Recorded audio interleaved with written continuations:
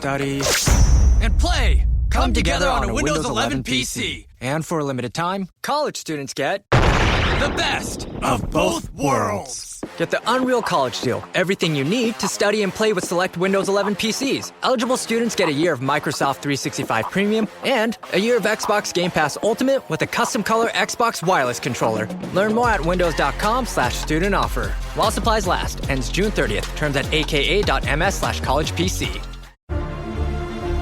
This is what everyone's talking about. Everything's on the table. This is what champions come to take. This is what everyone came to see. And the slam! No do-overs. No second chances. No more Mr. Nice Guy. This is winner take all. The NBA Finals continue on ABC and the ESPN app. Are your ad campaigns lighting up the dashboard, but not the pipeline? That's bullspend. And marketers are calling it out in Dashboard Confessions. My boss asked for results, so I opened my dashboard for the only positive-sounding metric I had. Impressions. Cut the bullspend. See revenue, not just reach. LinkedIn delivers the highest return on ad spend of major ad networks. Advertise on LinkedIn. Spend $250 on your first campaign and get a $250 credit. Go to linkedin.com/campaign. Terms and conditions apply.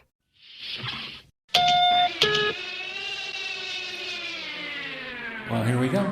Deck 78.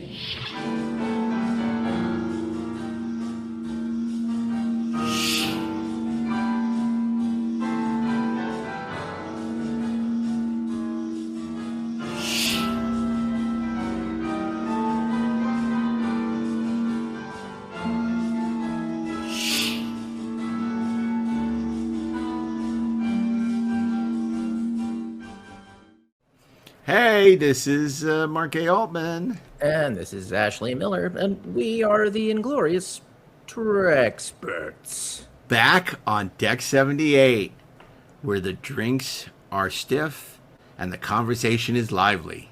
I was like, where is this going? I don't know. I'm trying, trying new stuff all the time, all the time. Okay. Sometimes it works. Sometimes it's that. Sometimes you feel like a nut. Sometimes you don't. So, there you go. There you go. Oh, that's cool. Okay. Anyway, we got a great conversation for you today. Recently Ashley had a chance to sit down with a comic book legend, and I don't throw that word around too often when I'm not talking about myself.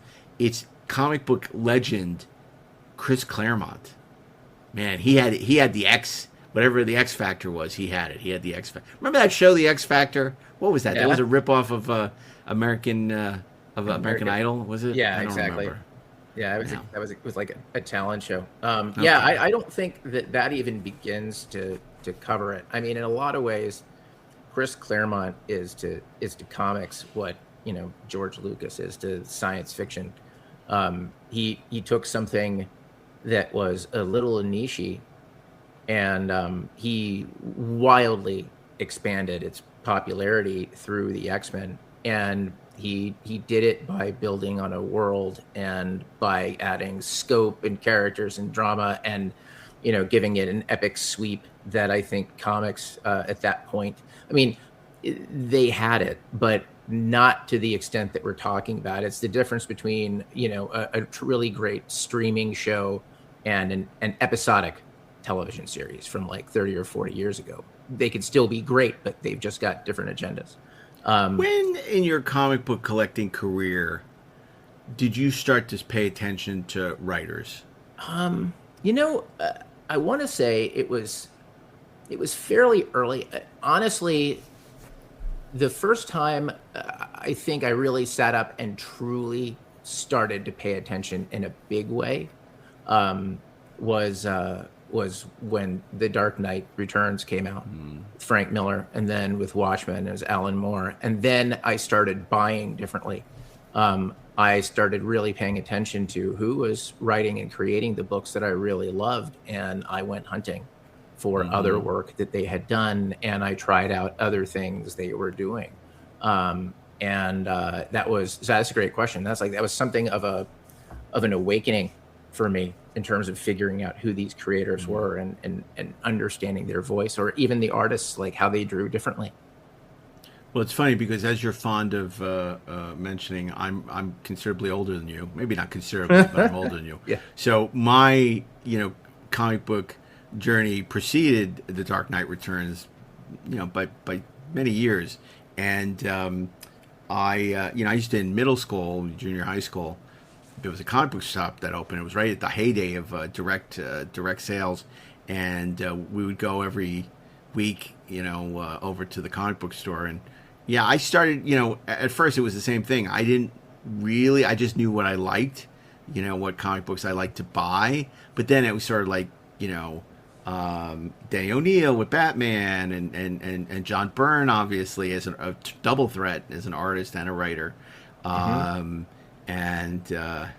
Archie Goodwin. It's like, but the thing was, it was like right when the direct market hit, it was like right when that, X-Men was the title, there these eddies and currents where, for a while a certain title becomes huge. It's like Teen Titans with Marv Wolfman was huge, and George Perez, and then it became, there was John Byrne's run on Fantastic Four was a huge thing, but boy, nothing was bigger than Chris Claremont and the X-Men, and certainly the Death of Phoenix obviously was a huge thing.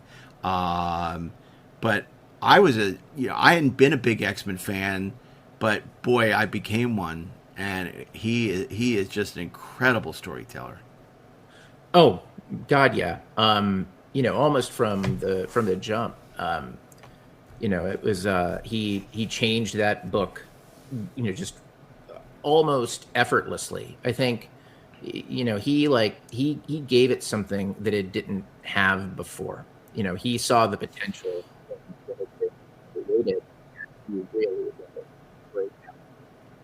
And I would think when you were brought in by, I guess it was originally Bryan Singer, right before Matthew Vaughn took over. Yeah. Or to develop X-Men First Class. Chris Claremont must have been a huge influence on your work on that. Yeah, to say that he loomed large would be a wild understatement. Because for a couple of reasons. Number one, because if you're talking about the X-Men or you're writing the X-Men, or you're doing anything with the X-Men, and Chris Claremont is not part of your conversation, you are cordially disinvited from the conversation because you're an ignoramus and go away. The second thing is that because we were writing this thing that was a prequel to the movies, right? We couldn't just be lazy and fall back on the first three movies as the source for whatever we were doing. We had to reach deeper than that, and that was really the moment where all of that time and money and energy spent reading X-Men comics and X-Men related comics just came out. Because when Fox is like, well, who should be in the Brotherhood of Evil Mutants? It's like, who should we be up against in the Hellfire Club? Like, who? It's like, well, okay, let me just kind of give you here's my Slugger's Row, who I think would be really great. Oh, we'd love to do that, but wow, that's really expensive. You're right. Let's try this one. That really paid off then. That was like one of those moments where it definitely paid to be a nerd. And you can't get away from what Chris Claremont did in those books, in those movies. And of course, he is Star Trek adjacent because he did a wonderful Star Trek graphic novel, Dead of Honor. Yes, he did. And he loves Star Trek, and God, he's just so smart. It was actually one of my favorite conversations. I was, and people will hear it, but I was told, look, you'll be lucky to just get a question in, to get a word in edgewise. And I was more than lucky. I was fortunate because, it wasn't Chris just sort of sitting and talking and hitting the ROM chip with like the canned speeches. I actually felt like we were in a conversation in that panel room, and it's one of my favorite conversations I've had with a comic book creator. And I've been really lucky. The comic book collector in me from when I was a little kid up until now, I've gotten to speak to him, to Howard Chaykin, to J.M. DeMatteis, to all of these guys who are just legends. And I think that's...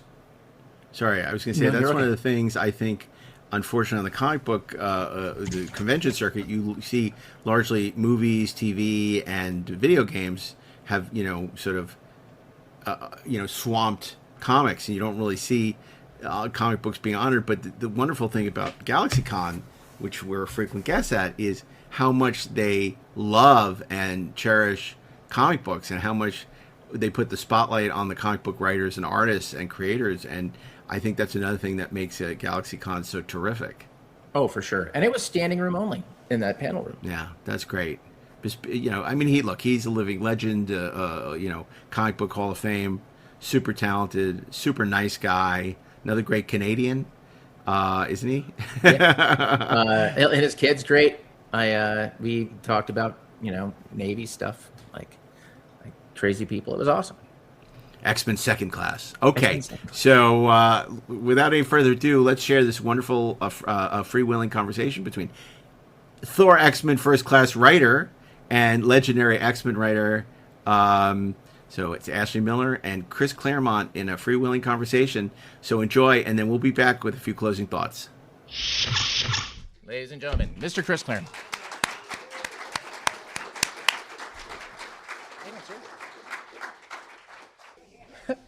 So for those of you who don't know what the heck is happening up here, you just sort of saw an open room and you're like, you know what? I'm going to put my butt in something, hopefully a chair. I'm Ashley Miller. I'm the screenwriter of Thor, X-Men First Class. I'm 1/3 of the Inglorious Treksperts, and I'm here today with a man without whom I would probably not have a career or be sitting here today. Chris Hi, Claremont. I'm Chris Claremont. I'm part of the audience that watches the films. He writes. That's about as far as I'm willing to go. It's a rough business, man. So if you have any questions, ask him away. Well, let me start a question for you. Okay, and I think you're the perfect guy to ask this question. So one of the things like that 15 minutes late? Yeah, 100%. No, you're perfectly on time. You are incredibly punctual. So, something that fans have become incredibly obsessive about, I think probably in the last 20 years, is continuity, right? Like, we have it in our heads that somehow this has always been a big deal. And the truth of the matter is, it largely has not, except in sort of, here and there places. X-Men was in many ways, I think, the first major comic book where there was this sense of a continuing story, of this continuity that extended over years and into the past in ways that simply wasn't true for a lot of the other books, aside from, like everybody knows the Fantastic Four took down Galactus. But like the ins and outs of the relationships were never as important in that era as they were in the X-Men. So when you sat down and you started writing that book, I mean, obviously you didn't have the future mapped out, but how important was it to you that when you were writing every issue that you were creating this cohesive narrative experience? This episode is brought to you by Redfin. You're listening to a podcast, which means you're probably multitasking.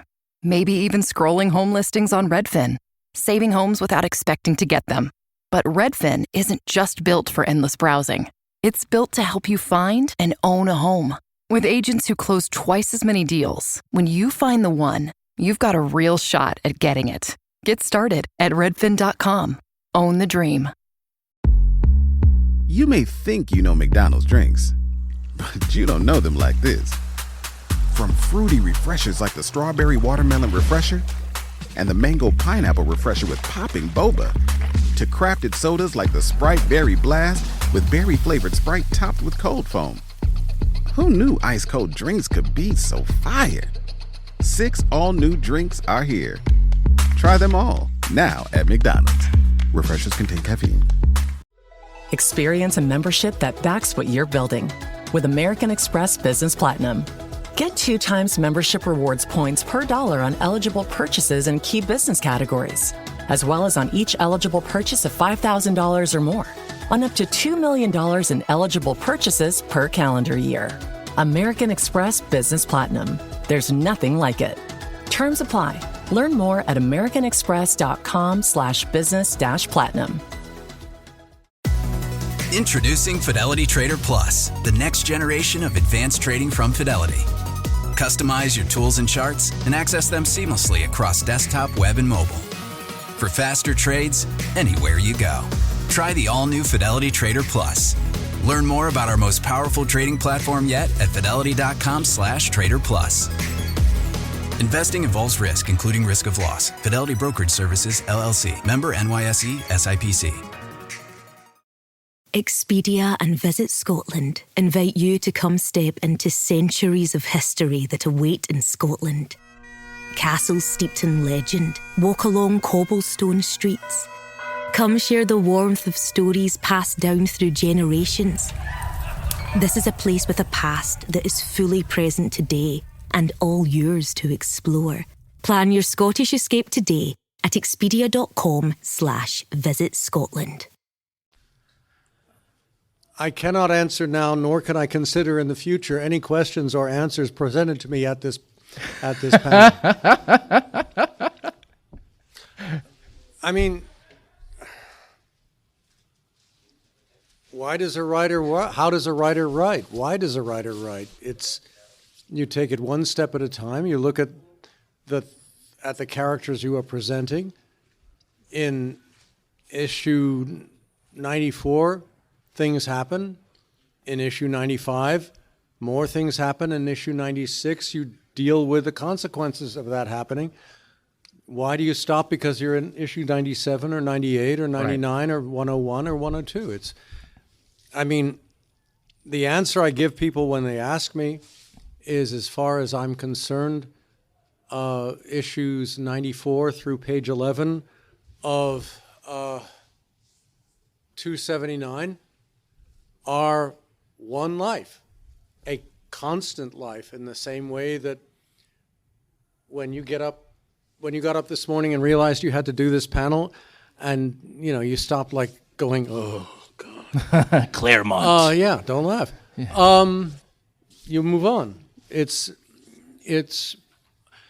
the X-Men had the benefit of one writer, right? One person defining the reality, but I would submit that the 102 issues that Stan wrote of the Fantastic Four had an equivalent continuity, because they were all being written by the same person out of the same life. He and Jack sat there and defined what started, what went on from there, and what kept going on from there. That instantly changed when a new writer came in, because that's a different person. Right. And no matter how much any writer tries to fulfill the continuity that was established by his or her predecessors, it can't be done as effectively, because they're different people and they're viewing the events from a different perspective. But in the case of X-Men versus Fantastic Four, and not a comic book, X-Men versus Fantastic Four, but in terms of those books, those properties, Fantastic Four is depending on how you count it, at minimum, it's 4 people, and then there's various and sundry people who go in and out. X-Men is a saga. There's very few books that have the equivalent of Days of Future Past and the Dark Phoenix saga, and God Loves, Man Kills, and all of these things that went very deeply into character history and character relationships, kind of turning on that versus plot. It was, for now we sort of look at those things and we think, oh, that's how comic books are written. But when you were beginning that book, those were revolutionary ideas. That was a revolutionary concept. Okay. I submit that there were intense discussions and disagreements, right, along the line at that point between me and John Byrne.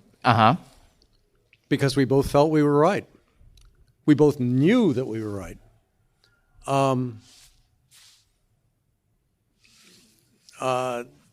Well, let's talk about that a little bit, because one of the things that's really kind of fascinating about how that story, that saga developed, was that you and John Byrne in some ways were creating this continuity through retroactive continuity, right? Through an argument almost on the page over, what characters would do, should do, have done.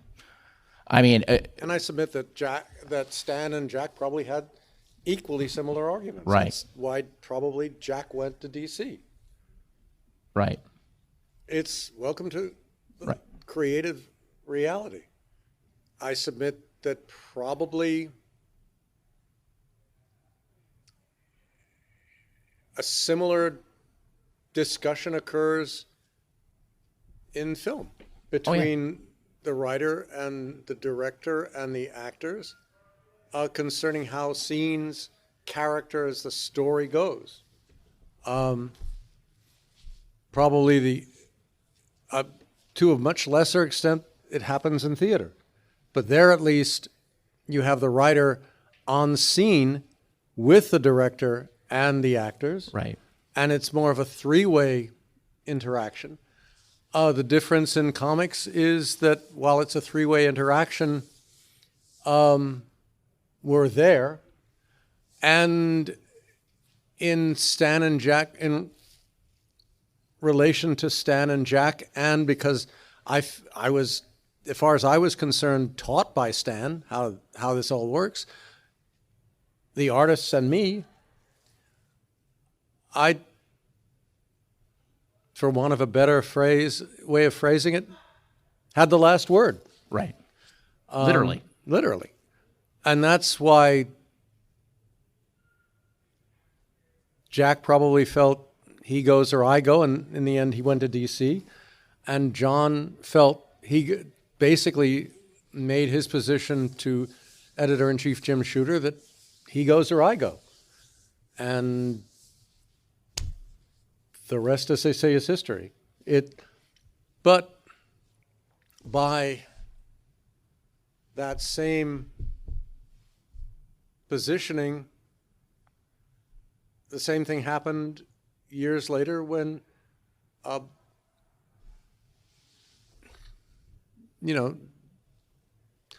either followed, it was I go or I play by the rules, and I decided, in that circumstances, I went.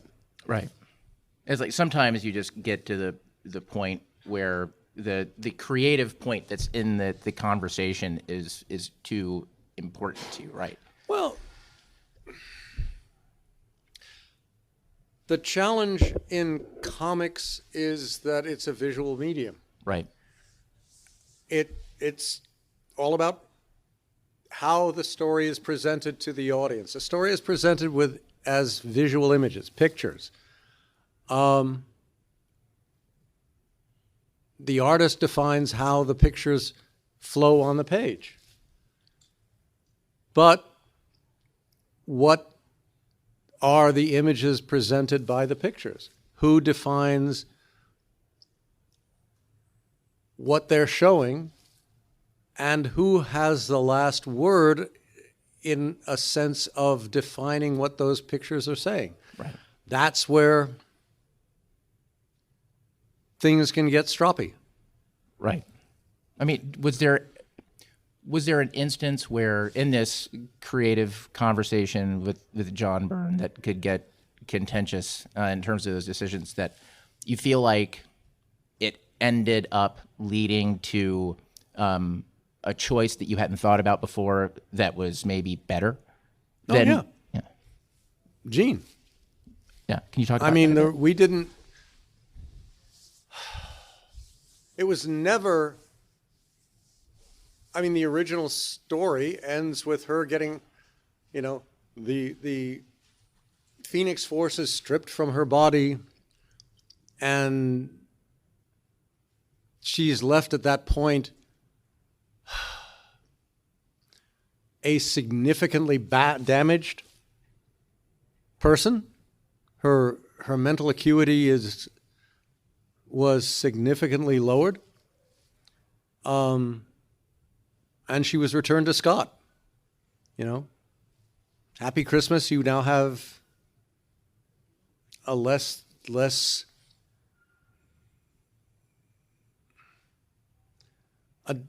you were left with your girlfriend who's not what she was. Right.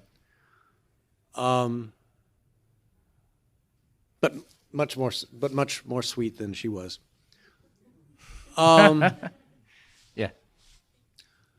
And that was it. Why did we go in that direction? Because it never occurred to either of us that there was any viable option. You weren't allowed in those days, and please remember, we're talking, God help me, 50 years ago, that she could be subject to any other punishment. Because the Phoenix Force was considered too A, dangerous, and B, malevolent. It was only then when Jim Shooter stepped in as editor-in-chief, doing what editor-in-chiefs are supposed to do, read the story. Well, he'd assumed the editors had read the story along the way, and that what was good, and they had approved it. Not realizing until he actually read the whole thing that along the way, John had inserted a page where Phoenix flew across the universe, popped up, was hungry, and ate the nearest convenient piece of sustenance, i.e., a star. And who wouldn't? That's subject to discussion. But at that state of her evolution, Jean did not consider the consequences. She casually murders 8 billion people. Well, that could be argued about. Right. Because who here thinks twice about, unless you're, of course, dealing with army ants, stepping on an anthill? Right. Who here thinks twice about doing whatever is necessary to expunge the bugs that are in their kitchen? Right.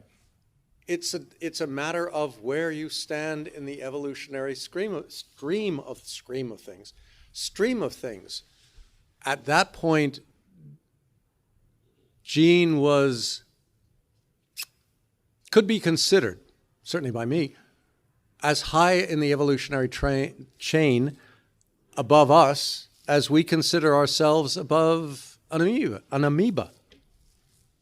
Do we think twice about stepping on an anthill? Generally speaking, no. Do we think twice about, stepping on any bug in our house? Right. To her, that was the relationship. I'm hungry. I had a bite to eat. Oh, there was a planet of sentient people within that solar system. She didn't even think of examining the solar system to see if there were sentient people there. She was just hungry. And then she was attacked by this Shi'ar battlecruiser. Well, they started it. They shot her at her, so she defended herself. You could make all sorts of arguments up, down, and sideways. The key point was by the standards of the local sentient people, she just wiped out a planet.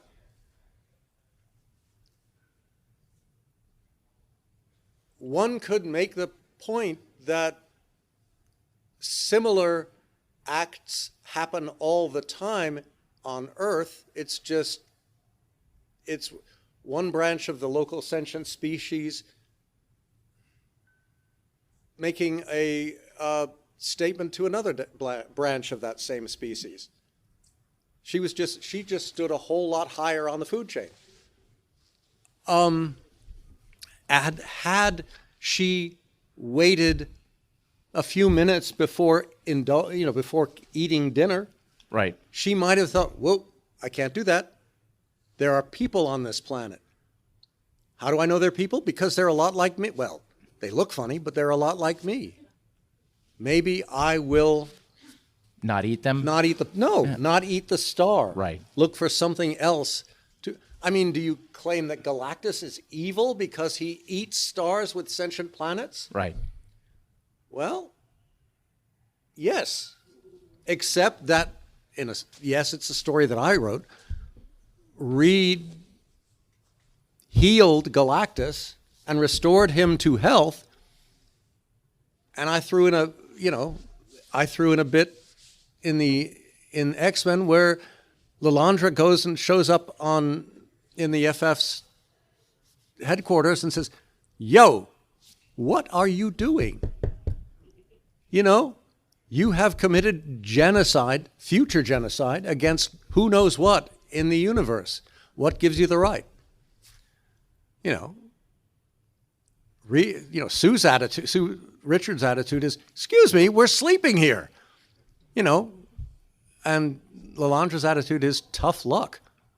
I'm the Shi'ar Empress, dude. If you're going to blow up planets in our galaxy, we're going to get pissed and respond appropriately. But nobody... Geopolitics is not fair. Right. But to the people who are in the immediate effects of it, it's a terrifying thing. Which is why years later I wrote a short story where Jean finds herself in that corner of the galaxy where the dead are all recorded, which is basically this person builds another floor in this infinite world, infinite skyscraper, on which are recorded all the lives and all the dead that occur in that second. Right. And he builds it up and up. And she ends up building a little skyscraper of her own in which are recorded all the lives of the people that were killed in that instant. And that's the first time. Also, she wears the silver Phoenix outfit, but that is the first time she ever saw the consequences of her act as Dark Phoenix. I see, that's the word to me, right? It's consequences. Yeah. So it's something that we would almost take for granted now that we would expect. But at the time, the idea of consequences, the idea that, that somehow Jean Grey needs to pay, right, for the sin of what she's done, that Lilandra needs to go to Reed Richards and say, "Yo, what are you thinking? What were you doing? You're guilty." Those are story points that I don't think would have occurred to just about anybody, but they're super important in kind of the development of what we think about comics, because guys like me come along, we read it, and we go, "Wow, that's what this is like. That's what this should be." But then, right, and there's another question sort of sitting behind this. Then you get to X Factor, right? X Factor pops up, and there's suddenly the retcon that it was never Jean Grey at all, right? That it was a clone of Jean Grey. So you put this mental and emotional energy into that story, into developing this emotional story about Jean, and then suddenly it didn't happen. Well, welcome to the reality of comics. Right. Those are the rules. No, I've been saying this to people for a lot of conventions now. If it had been my book or John's book, it would have gone in a whole different direction. Right. But it was Marvel's book. Right. And a proposition was made to Jim, let's do ABC, and it'll make lots of money. And Jim said, okay. I found out about it. I rushed into Jim's office 2 days later with an alternative plot, and I said, one, if you do this, you're going to tell all the readers who reacted positively or negatively but have lived for the last 3-4 years within the worldview that Jean did this and there were consequences, and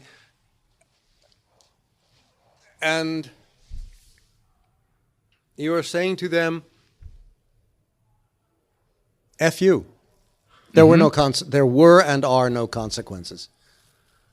And what's the point of doing anything after that? More importantly, you are showing them that Scott's old girlfriend has now risen from the dead, at which point he leaves his wife and child and goes back to her. Super awkward. Yeah. I would use a different phrase. Yeah. What are we then telling readers in terms of interpersonal relationships? What are we telling Madeline in terms of the issues we spent dealing with that 3 years earlier, where both of them come to terms with it and move on with their lives? You know, what is it is saying, at least to me at that point, I am a writer, I am writing this story, I've been going in a specific direction that was approved by editors all along the way, and editors-in-chief all along the way, and now you're telling me it was a lot. Other people have come in and said, no. What then is the point of writing stories if they have no validity? If they have, if I can walk in to Spider-Man or the Fantastic Four or any other book and change their reality at my whim, that's not the Marvel ethic that Stan established. We all live in the same universe. We all treat each other's books with respect, and as long as the reality of one book exists, we can't muck around with it. Right. And I made my pitch to Jim that there is a way to do this, to make it work, and to honor both Jean as a character, both everything that has happened, and move on from there in a positive and, I felt, cool and different way. Why not give that a shot rather than saying everything we've done for the last X amount of years, sorry, we've just, we lied, sorry, tough luck.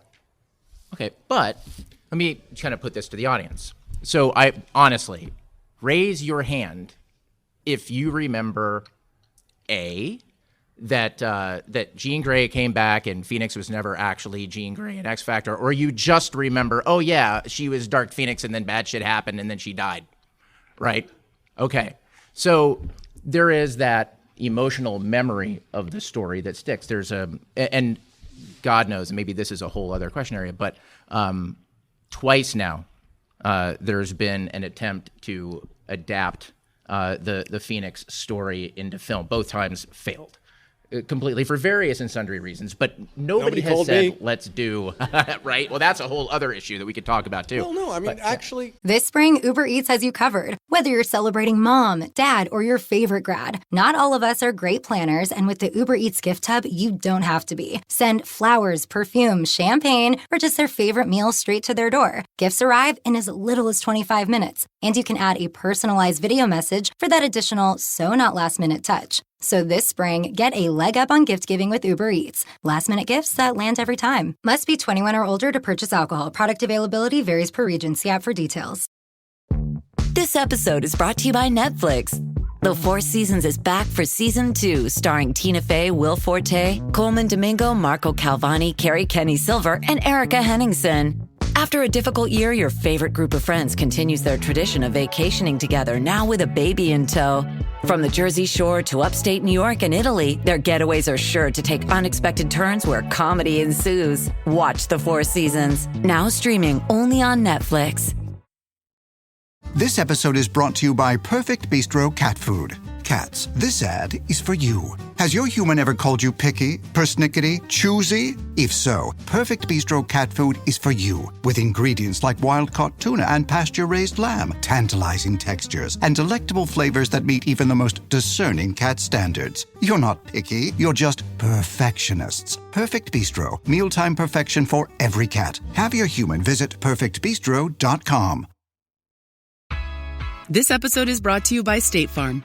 You know those friends who support your preference for podcasts over music on road trips? That's the energy State Farm brings to insurance. With over 19,000 local agents, they help you find the coverage that fits your needs, so you can spend less time worrying about insurance and more time enjoying the ride. Download the State Farm app or go online at statefarm.com. Like a good neighbor, State Farm is there. Do you hear that? Sounds like breakfast is ready. Because Quaker's coming in hot with morning nutrition. 100% whole grain oats and a good source of fiber to fuel the rhythm of your morning and kickstart your day. And that sounds absolutely delicious. Fuel to start whatever's next. Quaker, official sponsor of FIFA World Cup 26.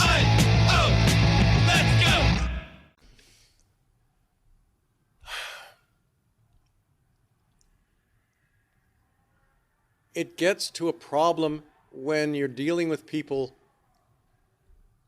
who came in after the fact and have their own opinion, but do not feel it is appropriate to talk to the person who actually wrote the stories in the first place to see if he, parentheses, or she, close parentheses, might have a way of out around that, of making the audience fall in love with a character, put these events in sequential presentation, and you either end with a heartbreaking tragedy or with a way of getting out of the mess.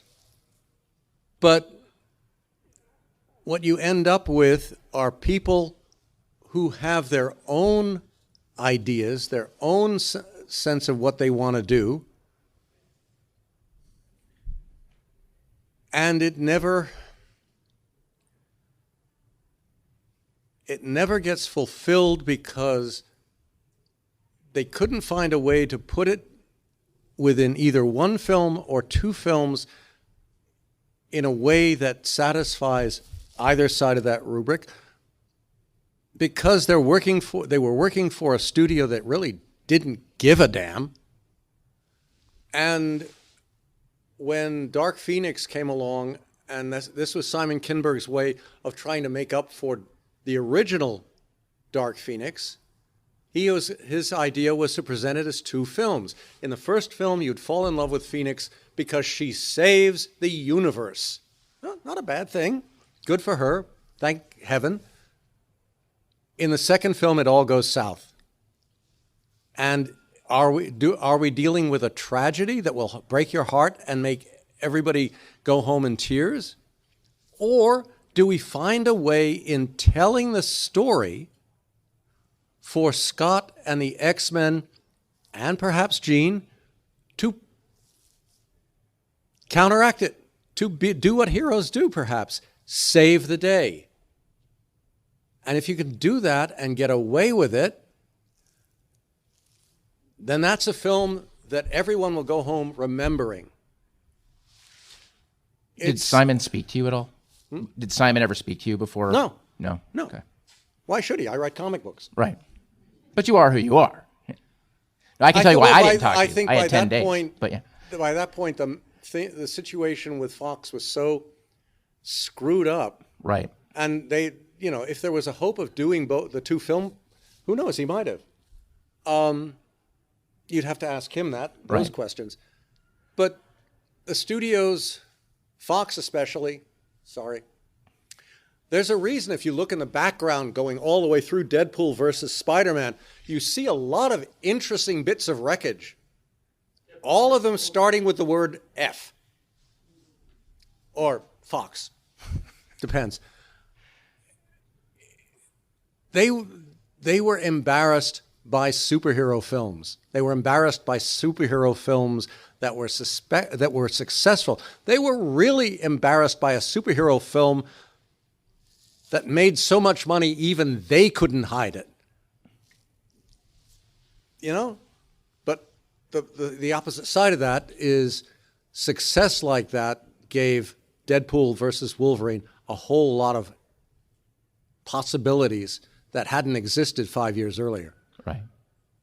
But A, that's part of the game, I concede, about which I, living on the East Coast, know very little, if anything. But B, if you're going to tell a story, you've got to tell a story. And the problem with the Phoenix saga is,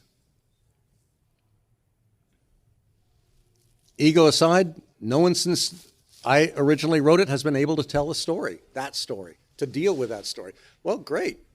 So either leave it alone, right, or let me take a second shot at it. Right. And there are way too many egos involved, mine included, for that to happen. Right. Well, is there ever been an instance where, either in comics or in any other medium of adaptation, where somebody has delivered on something that you began in your run on X-Men, or frankly, or anything, and you've gone, wow, that's great, or I would never have thought of that, or I wish I had thought of that, or I feel like that was right, even without speaking to me? Or are you sort of sit and wait and go, oh God, like they have my babies and I don't know what they're going to do with them? Well, I mean, and I Marvel owning them aside, they are your babies. I stopped thinking of them that way a long time ago, because otherwise I'm just going to get mad. It's not mad, hurt. Yeah. No, I thought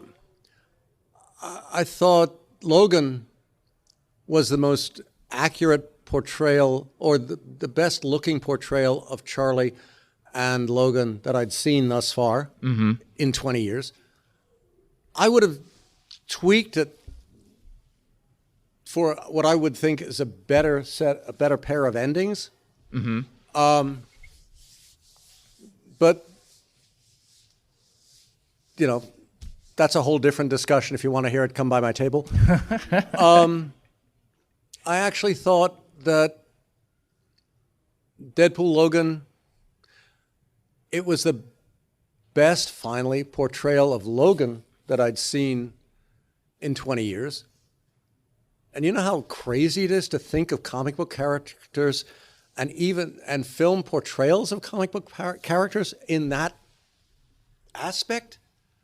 I mean, I'm sure that Hugh Jackman didn't think of it this way, and I'm pretty sure I didn't think of it this way, that when you're sitting there watching X1 and thinking, 20 years from now, he's still going to be doing this, and damn, it's still going to be getting better.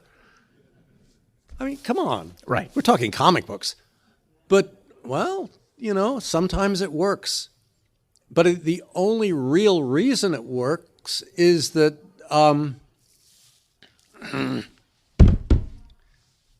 help me out here. No, I was just going to say, help me out here. Deadpool. Ryan Reynolds. Yeah. Thank you. I almost said Ryan Gosling, because apparently, like, I'm having a stroke. But yeah. Who? See? But they just sat there and said, we're going to have fun, and more importantly, we're going to do it right. And, it's like me sitting there in X1. And, there goes the Fox legal team. Oh. In X1, there's a moment where he's driving in this little truck, and,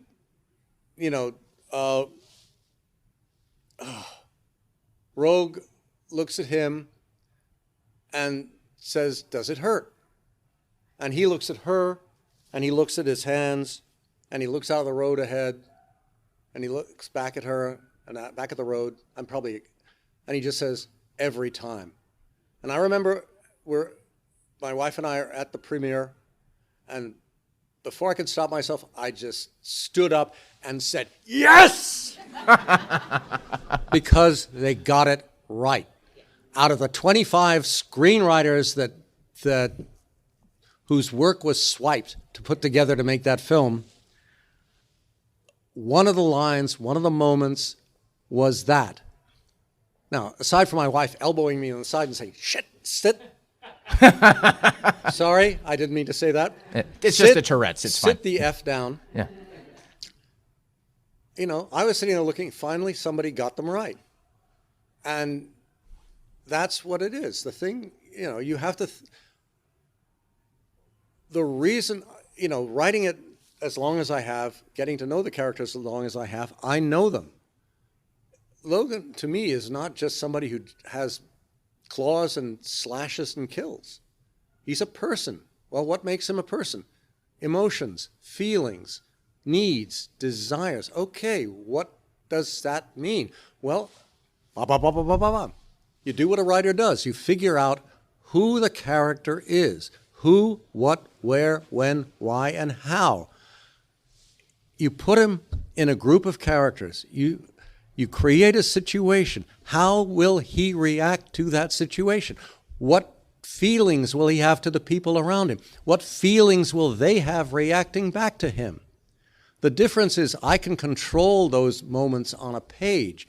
I only have to deal with describing them and sending them to an artist who will hopefully create the visual images that will make me go, wow. I saw a guy came to my table and showed me his sketchbook, and I thought, my God, I haven't seen work this good in years. None of it was comic book. It was all the preparation for it. But the foundation he was laying meant if he can tell stories, he should be doing this. But the difference is when I write it, I'm in control. Right. When you write it, you have to then give it to a director, and that director has to give it to actors who will have their own interpretation. Right. It's all got to synergize together. And that interpretation can be, well, you know, Hugh Jackman's a lot taller than Wolverine. Yeah. Yeah, and Halle Berry's a lot shorter than Storm. So what? It's Hugh Jackman and Halle Berry. You go with that. You figure out how to make the scene work with the proportions reversed. Unless you like cast Hugh Jackman as Storm and Halle Berry as Wolverine. That'd be a little hard. That would actually be. that would actually kind of cool. Yeah. Yeah. I mean, I'm going to pitch Fox that tomorrow. Well, thank God they're dead. Yeah. No, Fox, not them. Yeah. You know, it's you deal with the realities you have, which are the living people. But in dealing with those living people, you have the opportunity for when Hugh Jackman says every time, the audience reacts, like me, with hearing that way he says it and seeing the way he looks in saying it, which is a whole different thing than John Byrne drawing a great image of him on the page, or even better, Frank Miller drawing an image of him on the page, and you react to that picture. That picture. That's what you're reacting to. What I reacted to in the second issue was Frank's drawing in perfect Japanese style the image of how we want to see Mariko. Mm-hmm. And then a page or two later, the image of Frank inked by Joe Rubenstein showing you the image of her beaten up. They are fundamentally different images because Joe is a different inker than Frank is. They each have their impact, but that's what it's all about. Words and pictures synergizing to grab you and make you feel whatever it is we're trying to make you feel at that point. But that always comes back to character, right? As you were pointing out with the first X-Men movie, X-Men in year 2000. You know the How many of you were born in the year 2000? Oh my God! Before or since? I wasn't. I'm like 20. Yeah. Okay. Right, but it's ancient history. It's like the equivalent of like us watching Casablanca. But the thing. No, wait. For those of us who actually saw Casablanca, either not 1940, but who saw it on TV. The difference is those characters in that Casablanca versus the characters and the actors in the Casablanca that was done on TV 30 years later. And I guarantee you the difference was primal because the actors were primal. Right. You can't necessarily recreate the magic. You have to create your own. So in that movie, it's like, yes, that moment every time is amazing. Another amazing moment was, how do I know it's you? You're a dick. I mean, it was stuff like that. Or frankly, what made that movie work, and it's so funny because fans now like, right? We're not talking. Yeah, absolutely. Okay. That's like what Rick said to Ilsa. It's like, you're a dick. It was crazy. It's in the deleted scenes. The Epsteins wrote that, and then they cut it. The conversation has always been, oh, it's the costumes and it's the black guy. I mean, like, we finally we get back to something real. And look, man, when we did X-Men First Class, it was awesome to figure out a way to get them into like the freaking suits that looked like what they had in the comics, in the original comics. But that was beside the point. What made X-Men 2000 work and why it landed, I think, was that third act was not about Wolverine fighting Sabretooth on top of the Statue of Liberty. That's plot. It worked because it was about Wolverine being ready to sacrifice everything to save that girl, to save Rogue, right? It was the ultimate, beast with a kitten. And it had this emotional reality to it that told us everything about him. And so we had this catharsis, and it established him as this iconic character. It really made that series, and everything, I think, proceeded from that silly little action set piece with Taylor Mayne. Or Tyler Mayne, too. His twin brother who doesn't have an A in his name. The point is, you see a moment, you find a way to tell it in a way that grabs the audience and brings them in. And, the thing, I remember watching the movie, and there's the sequence is quite wonderful where Charlie goes down and what's-her-face fires the pistol at Magneto. Magneto flicks it away, and it hits Charlie in the back. And Thank you. That was me. Yeah. Well, there you go. Okay. Yeah. Because it gives you right then and there the synthesis of the relationships. Magneto will always feel guilty because Charlie can't walk because of him. Charlie will always be trying to find a way to walk because he wants to prove that it's not your fault. For myself, especially in watching Days of Future Past, I'm sitting there going, you're telling me that these mutants can't find a way to put bodies together? Except they covered that by having Beast having spent 5 years trying to find a way to fix it. Okay, good for you. It's answering questions. Okay, Charlie can't walk. How do we try to get him to learn to walk? And of course, the first thing is, you may not remember. Oh, no, of course I remember. You said, fuck you. Boom. A connection is drawn. Right. We're now at a point where you can go back and watch First Class and draw a direct link between that and Days of Future Past. It becomes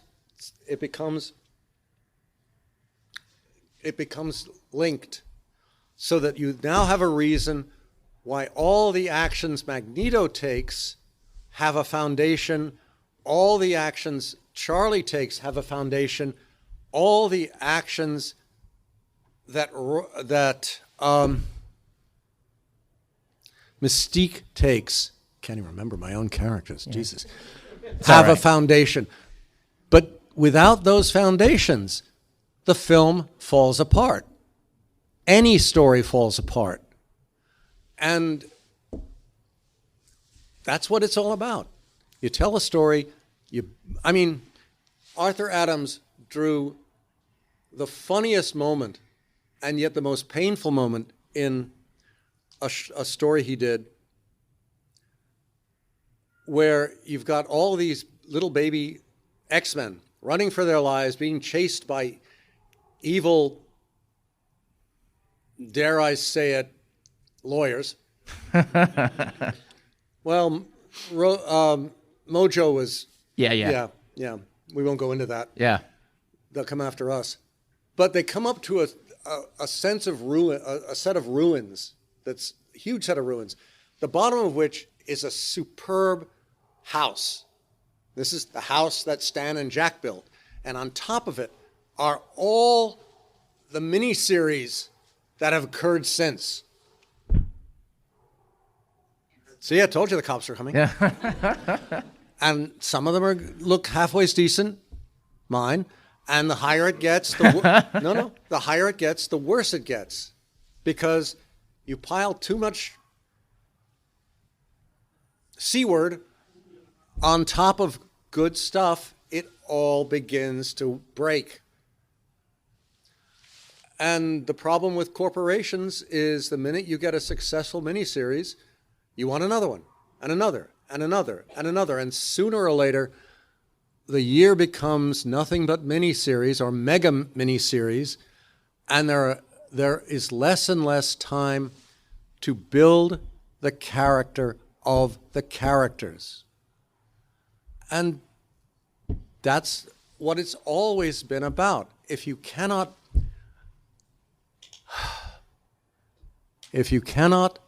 make the audience fall in love passionately with the characters, in comics it's by page 3, maybe by page 5.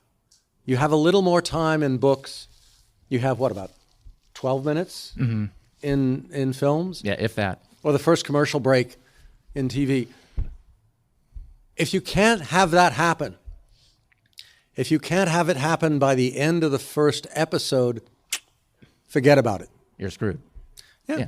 I mean, it's a quick observation is that I love that you refer to Professor X as Charlie. I always call him Charles. It was actually like when we were doing First Class, it was the first creative decision we made is what were we going to call these guys? Because they can't be Professor X. They can't be Magneto. No. They're not like these guys just with hair. It's so we said, let's call them Charles and Eric. And that's who they became, which was a divergence.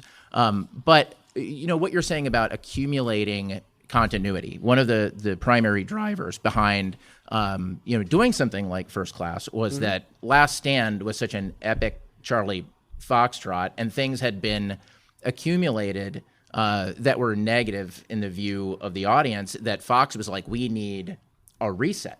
That it was a continuity reset to make it go back and kind of turn it into something else. I mean, there was a whole version of that thing where Destiny was involved, and we literally erased The Last Stand. Didn't end up making it into the movie. But for you, right, you're now looking at, my God, 50 years of X-Men continuity. And a lot of stuff has accumulated. I mean, in your wildest imaginings, I'm sure you didn't imagine a mutant living, island that became the home base of the country that was there's a lot going on, kids. No, do you realize the first thing I did yes, in X-Men 95 was get rid of that stupid island? Yes, yeah. The last thing you need is a sentient island. No, because it's like all it's gonna, Hi. I cannot wait. No, I did a Magneto one-off story, and the first half of him was him sitting in a basically a roadside tavern in Texas, and he's just sitting there sketching. And the young girl who lives there and is working as a waitress, because that's what you do when you're home, comes over and they're talking. She's admiring the art.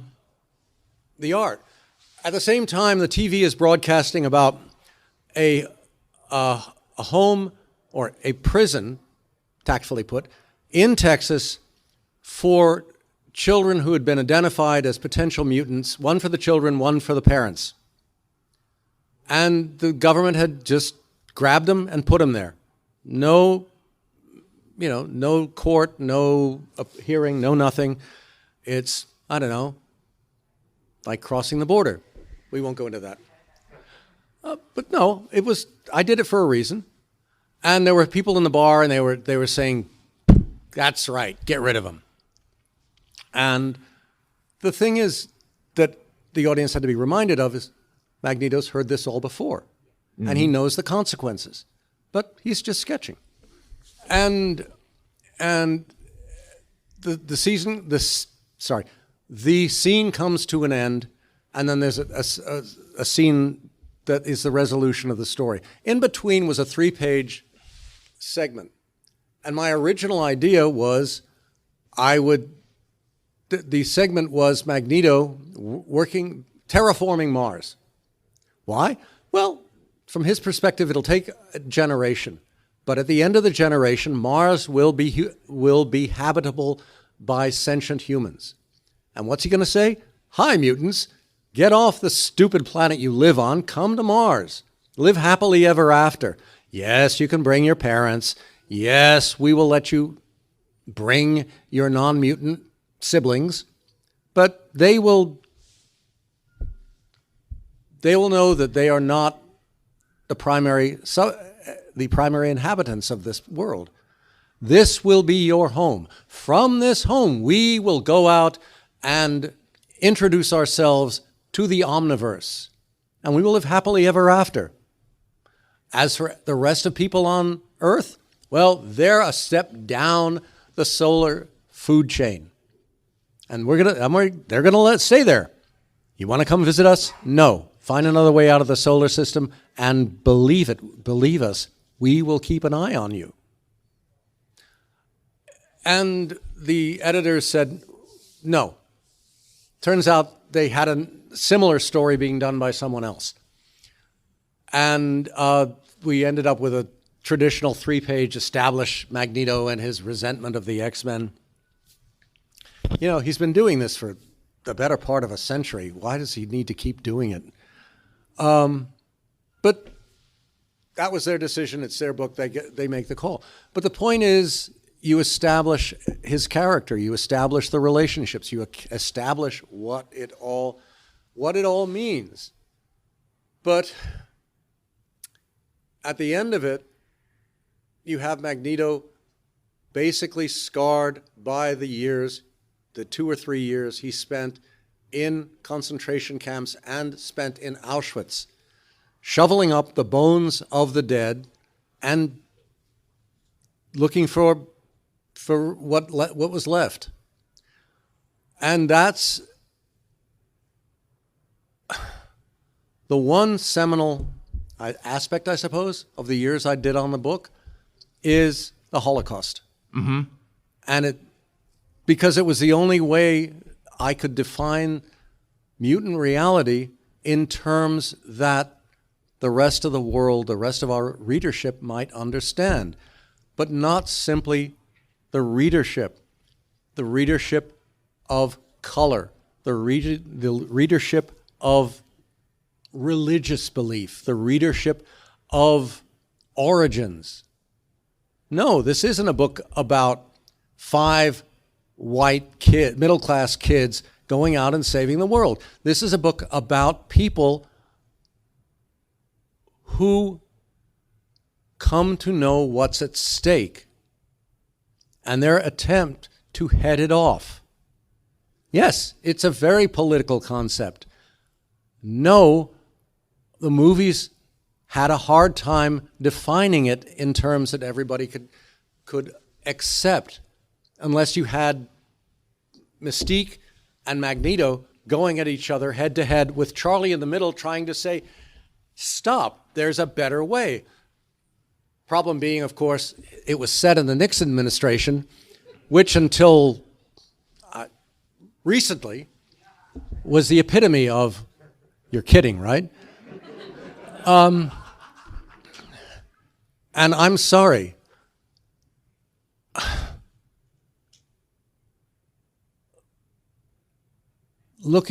I can't look at the newspaper anymore because I'm seeing God Loves, Man Kills coming to life in front of me. And it isn't something I want to nod my head at because the people involved don't even see it, don't even understand. But this is what it's all about. One side hates another, and they refuse to hold out their hands and say, maybe a better way? Because neither of them can conceive of that better way because they're both angry and scared. And to me, that's what it's all about. You make everybody fall in love. The readers fall in love with the characters. The characters now matter to the readers. Therefore, everybody has a stake in the events that happen in the book. You want them to come out of life okay, but things keep happening. And from that bond, you increase it with each story so that when finally a moment comes like Phoenix, and there isn't a miraculous salvation, it hurts us, ideally, as much as it hurts them. When they have Jean's funeral, it's like we are attending it with them. And then 2 issues later, when you're still getting to the point where you're, okay, they're going to fix it. We know they're going to fix it. These don't happen, and this thing doesn't happen in superhero comics. It gets better. Welcome to Days of Future Past. Right. And it gets worse. But that'll never happen in real life. We're way too smart for that. Well, pick up the paper. Yeah. And that's, to me, starting my academic life as a political theorist, and one of my earliest theses was how we could have kept Vietnam from ever happening, which we could have in 1948, but that's a whole different discussion. Here it is again. And this time, there's no Charlie, there are no X-Men to get in the way. We got to find, At Ollie, we've got wellness down to a science. From PMS to pregnancy to menopause, our women's wellness line offers science-backed support for every stage. No judgment, no shame, none of the stigma. Just supplements designed to meet you wherever you're at. Ollie, choose science over shame. Find support at a retailer near you or on ollie.com. That's OLLY.com.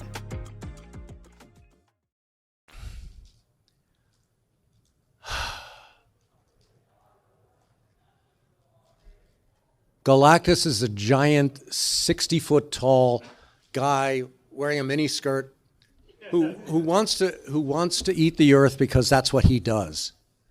And Reed finds a way to stop him. But the reality is there are others like him in the omniverse. So what do we do then? It's exactly what Robert Downey Jr. says as Tony Stark. I wanted to build a wall around the world to protect us from what's out there, because it's still out there, and there are only 8 of us. How are we going to do that? And yeah, we might fail, but at least we're doing the right thing by trying. And Cap, I don't care if you think it's an honorable failure. We're still dead. This is the existential struggle. Superheroes versus the world. You know, it's like, forgive me, when I get to the end of Justice League, and you got Wonder Woman and Superman and those 5 guys looking through the galactic window, and there's Darkseid going, and, I'm thinking, he really looks stupid. And the other thing I'm really thinking is, without Superman, they're really screwed. I mean, she's an Olympian god, and they're still screwed. And, okay, now what do we do?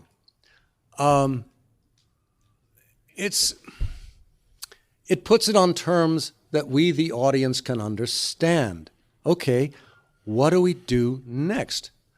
Well, the first thing you figure we'd do is go find every mutant you know how and draft them. Right. Where's Magneto when you need him, man? Well, right. Because he's saying, screw you. Infinity War is a totally different movie with Magneto, but yeah. Well, it's...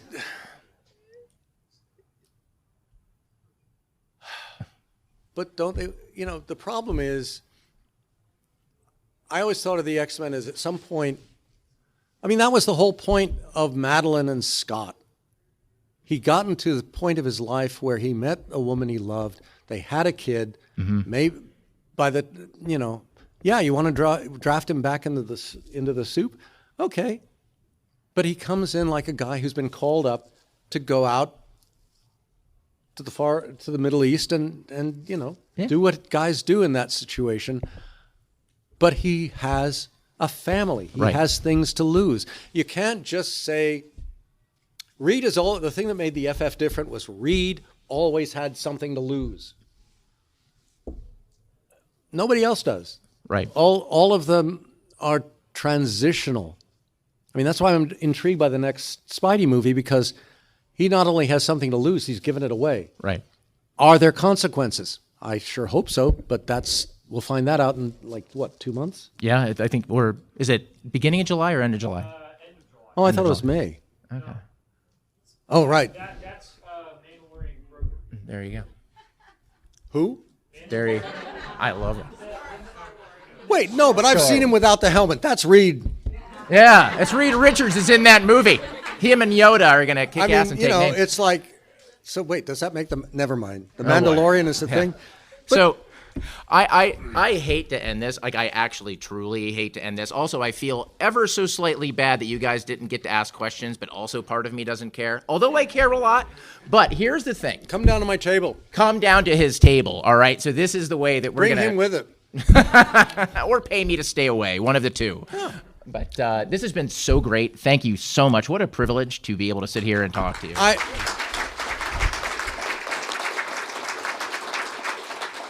Now you've had the privilege of being in one of my editorial meetings. I will not, cannot, do not shut up.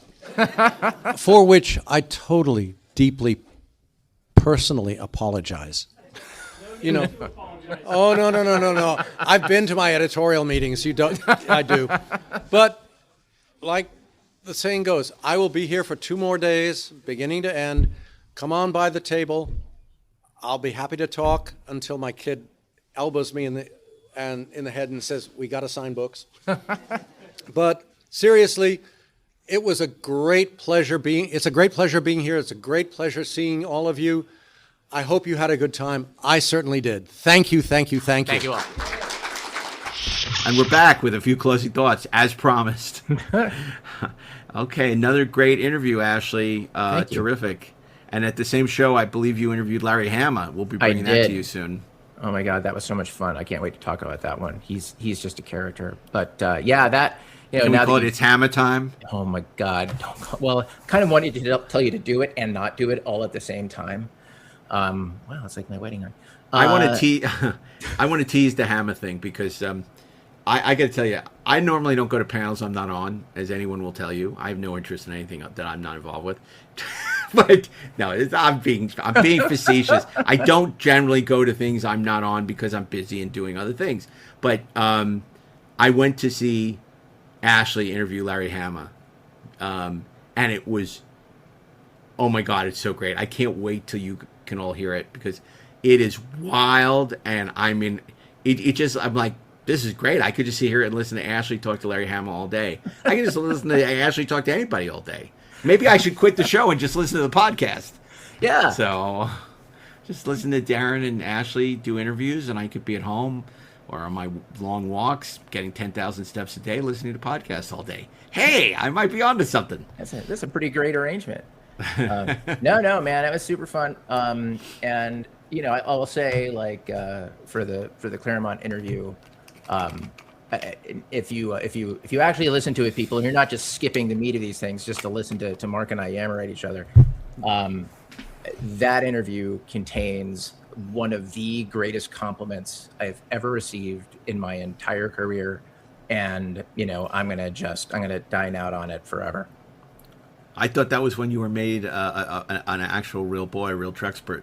When you remember, you used to be an honorary Trekspert. I know, were, like, not officially part of the show. You were like special guest. Then you took my honor away and made me real. Then we made you a real boy. So if it was better than that, it must be pretty spectacular. It was pretty spectacular. Okay, well, you heard it for yourself. So there you go. If you're not already tickets for Star Trek Las Vegas, you want to get them because they're selling out or they're sold out. I mean, I think they're individual days only, and I can promise you, I can't speak for what else is happening, but the 4 days on the Treksperts stage are going to be amazing, as will our incredible stage reading on Friday night's Galaxy Quest. Yeah, we want to be there. And then, of course, we encourage you to, if you're watching on YouTube, scan the QR code. The QR code. What the hell's a UR code? Yeah, it's the UR code. Scan it to find out who you are. And if you're listening, more likely you're listening on Apple Podcasts or Spotify or wherever you listen to podcasts, make sure to follow and rate us 5 stars. It helps bring other people to the podcast. There's one thing we've learned these days is we're all slaves to the algorithm. And it's only getting worse, so we need your help to continue to bring new listeners, particularly younger listeners. Because with our demographics, a lot of our audience can be dying off soon. That's right, including some of our hosts. Please follow and subscribe and like and do all that fun stuff. And subscribe on YouTube, and you can be notified whenever there's a new episode or some extra bonus material. We like to drop fun bonus material as well. And, of course, you can subscribe at trekspertsplus.com, or you can just worship us from afar, like Val. As long as there's worship. You feed us, and we will keep delivering content. Why am I suddenly hungry for an apple? I don't know. I was just going to say, but not apples. That's funny. Anyway, this was great, and we're so appreciative to all our friends at GalaxyCon making this possible. These 2 legends of X-Men together for the first time, hopefully not the last. And that's another thing. GalaxyCon has a packed schedule all over the country. You want to check them out at galaxycon.com to find out more about the upcoming GalaxyCon shows throughout the country, coming to a city near you, hopefully soon. And can't say enough good things about our friends over there. And I think that's it. Anything else I'm missing? Linktree, like it. / Treksperts Plus for all our details, or scan the UR. Yeah. The UR code. The QR code. UR. I can't say Q. I guess I'm mad at Delancey. I can't say Q. Man, I'll tell you though, the one time I interviewed Desmond Llewellyn for my License to Kill cover story in Cinefantastic, that guy, there's nobody nicer than Desmond Llewellyn. I told you when I interviewed him, we had a great interview. He said, if you're ever in the United Kingdom and you need a place to stay, let me know. We have a guest room. It's like, that's awesome. Like Q just invited me to stay with him in England. This is awesome. Does he have gadgets? No. Are there like gadgets in the house? You're like playing with the things that are on his shelves. He's like, don't touch that. Although it'd be funny if I had taken him up on it and said, now pay attention, Mark Altman. Oh my God. Anyway, and and don't forget Star Trek Las Vegas. I think we mentioned it, but I'm going to mention it again because it's that exciting. So, anything else you want to add, Ash? I want to add nothing. Okay. I'm happy. Well, this was another episode of Inglorious Treksperts Presents Deck 78. We're back with new episodes of Inglorious Treksperts every Thursday, and new episodes of Inglorious Treksperts Presents Deck 78 whenever we damn please. So there you go. Without any further ado, to quote the great Mark Altman, keep on trekking gloriously, of course. Engage. And fire the rocket.